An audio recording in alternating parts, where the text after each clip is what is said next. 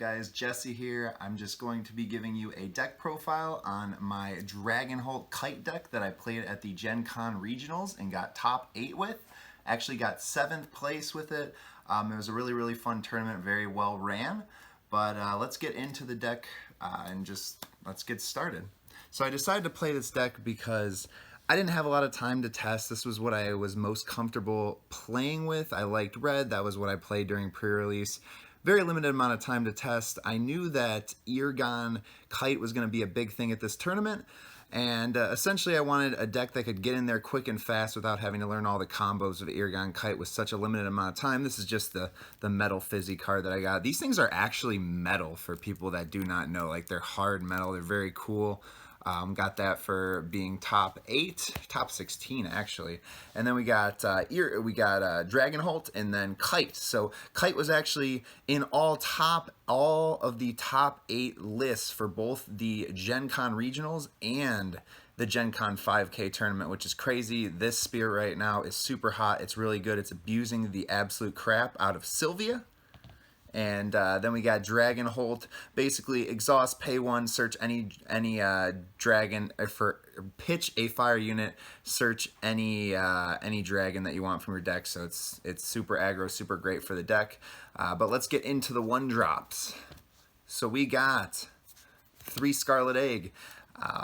We got 3 Deranged Dragon and 3 Juvenile Dragons. So basically what you're doing with these cards is you are trying to get in there fast and quick. You want to have 1-drops on your first turn. If you are not playing any cards on your first turn, you are already really far behind. Deranged Dragon is just an extra 1-drop. It has to attack. It's probably the weakest of the 3. Scarlet Egg is a Guardian, and basically when there are 2 other dragon units, it sacks itself, which is a mandatory effect. It has to happen. And it immediately pays itself as cost, so it can't be targeted. Bring out a 2 or less other dragon. You can use Booster Dragon to boost it up. We'll show you that in a little bit. And then the heart and the core of this deck for getting in early is Juvenile Dragon. If there are 2 or more dragons, it gets quickness, so you bring it off a Scarlet Egg. You can make some pretty big power plays early on, bringing out 3 Juvenile Dragons on turn 2 and being able to swing at towers like crazy. So overall, these are the 1-drops. They're very strong. They're basically to just get in there, and I'll explain how that strategy works out a little bit better with other cards. So let's get into the 2-drops now. We got Booster Dragon. We got Exploding Dragon, and then this is the 2-drop units right here. Booster Dragon, when he comes out, he pluses 1,000 to another dragon, so you can use it grouped with Juvenile Dragon, any of the dragons you have out. Something that you do a lot is sack an egg into Booster Dragon and then boost up your Juvenile Dragon, so it can swing for 2k, swing over problem units, swing at towers, and guarantee to break on them. Exploding Dragon, it was okay. There's not a lot of dragons in the game right now that are super viable, that are small, that you can play. This one's good because when it dies, you deal 1,000 damage. Your opponent can play around it. I had a couple times in the tournament where they played around it and made me pop my own things, which kind of sucked. But it's really one of the best dragons that exists right now. You just kind of have to play it. So then we got the 2-drop spells, which is Dragonic Zone. Absolutely busted. It's an augment. It is insane. It's what makes this deck work and makes, honestly, paid a huge tribute to my success this weekend.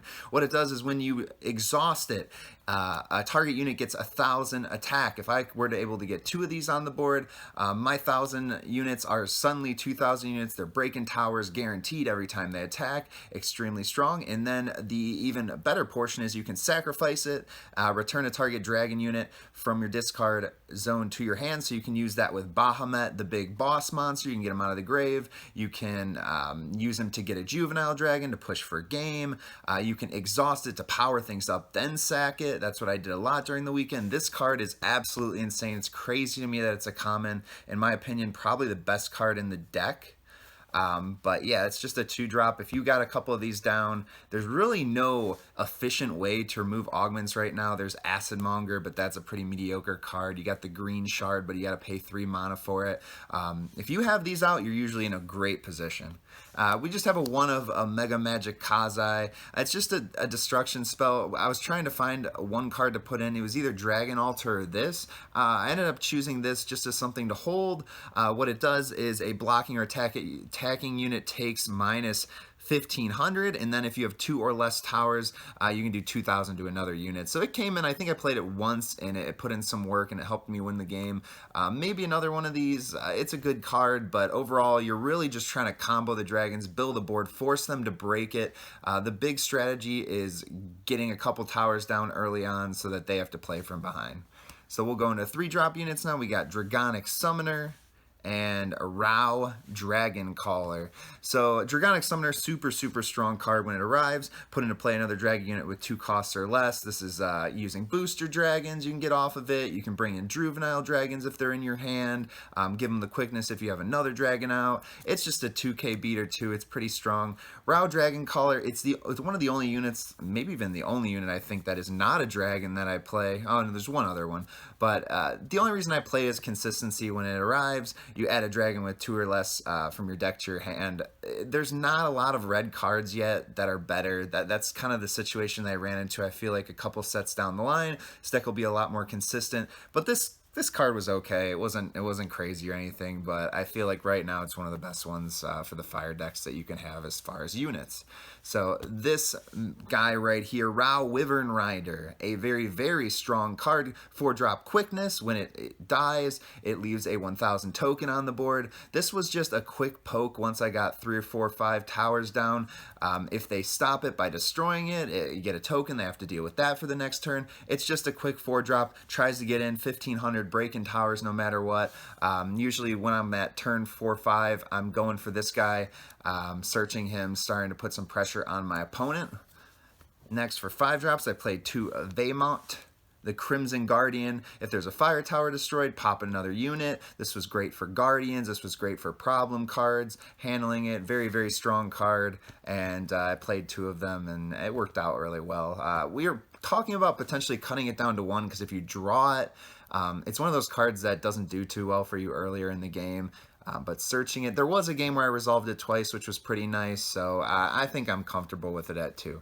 Next, we're playing 1 Dragonic Destroyer. So there's one little combo you can do with this, with Dragonic Zone, is when it arrives, essentially you sacrifice a unit, take its power, and wipe your opponent's board with whatever power it was. So I had a game where my opponent built a big board, but I had 2 Dragonic Zones up. I pumped up a Juvenile Dragon all the way up to 3k, and used the Arrive effect, sacrificed it. I ended up getting the his entire board wiped, and then I sacrificed the Dragonic zones, grabbed back the Juvenile Dragons, play the Juvenile Dragons, and just went absolutely in and just wrecked him. It was actually great. So that's a nice little wombo combo with this guy. So we just play 1. It's not something you're trying to abuse a lot, but if you get it off at the right time, it can win you some games.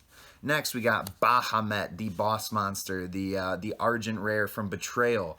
This card's very good. It's quickness. It plays off of if you have 5 different named dragons in the discard. He costs 2 less, so he only costs 6 to drop. When he arrives, he expels a target unit, which is very strong right now, able to get rid of guardians that are causing you problems. The Mystic Tomato, what's it called? The Golem of Devourment. If that still happens to be up for any dark decks, can get rid of that without the effect proccing off, and then you get to deal 2,000 damage to the adjacent units. I actually only got this guy to hit the board 1 time. I was not very lucky drawing him, but when I did draw him, he went in. Very strong card.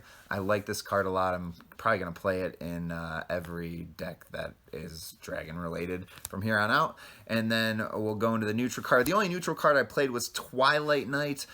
Just the Arrive effect of popping a Guardian to give it quickness. Very strong.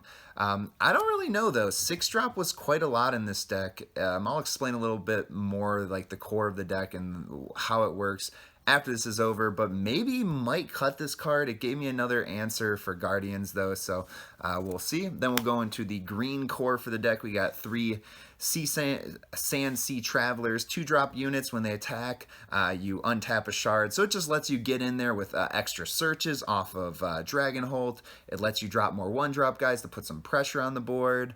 And then we got Sky Tree Dragon next. This card's good because, one, it is a dragon. Its arrive effect is completely irrelevant. It's something if 2 or more units are bounced back. You don't really ever use it. But essentially what it does, when it attacks, you target a unit and it cannot use Guardians. So it's a way to stop Guardians, which is huge in this deck because that's really the big problem. This deck wants to win fast, get in there quick. So yeah, that's why you play that card, Dragon, and then that. We got one Great Hawk of the Cloudsea, real good card. I might even play another one of these. This came in clutch a couple times during the weekend, just kind of disrupts your opponent. If I can have some units on the board, it's very strong. And then the last card is our Lord and Savior Sylvia, the best card in the game in my opinion right now, especially for green. When it arrives, you pick even or odd, everything goes back into the deck. You can abuse it off Kite, you can bounce it back off Kite, untap a mana. It's just very strong. Everybody's playing this card right now. That's why everybody was playing Kite as their spirit. So yeah, that is the core of the deck. I actually didn't play any special shards. I mean, there's really no reason to not play the 3 green shards, but this deck always wants to use all of its mana every single turn. At most, it's holding 1, or the 2 for the Omega Magic Kazai. But I never would want to pay 3 to pop an augment. It would never happen. I knew it wasn't going to happen. It never came up, so I'm not too mad about that.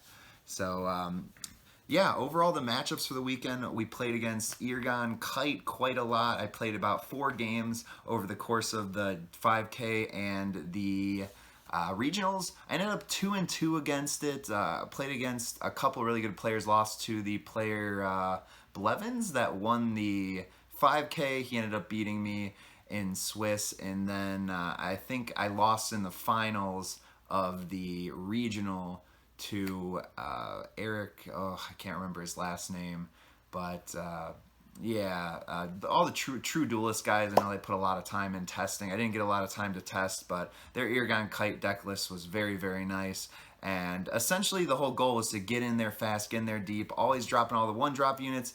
I guess the way you play around Argent Kyte with this deck is try to mix it up, try to play 1-drops and 2-drops. Don't go all in with Juvenile Dragon right off the rip. But even if you are doing that, it's not terrible because you can still search them off Dragonholt. That was the one big thing that was good. Even when my units were getting Sylvia'd back, I was able to search them back out of the deck. They weren't dead. If all your Juvenile Dragons get killed and are in your discard early on, it's really tough because you can't get them back unless you're using Dragonic Zone. But overall, I really like the deck. I think it's missing a couple core pieces. If I had to go back to a big event right now, I definitely would not play it. I just didn't want to go and play something that I wasn't comfortable playing with not a lot of testing. So thank you guys very much for watching the video. If you want to hop in the Discord, sub to the YouTube channel, that would be absolutely awesome. If you have any questions about the deck, any suggestions, make sure to type it down below in the comments. But yeah, overall, I have to give a shout out to Jim and the Alter Reality staff. Great event. I had a ton of fun. It was like a 5-hour drive there and back, but I don't regret it. It was a blast. I really hope this game continues to take off. I'm really excited. I will be at the next regional for sure. So thank you guys very much, and check out what we decide to do next. Peace out. Bye.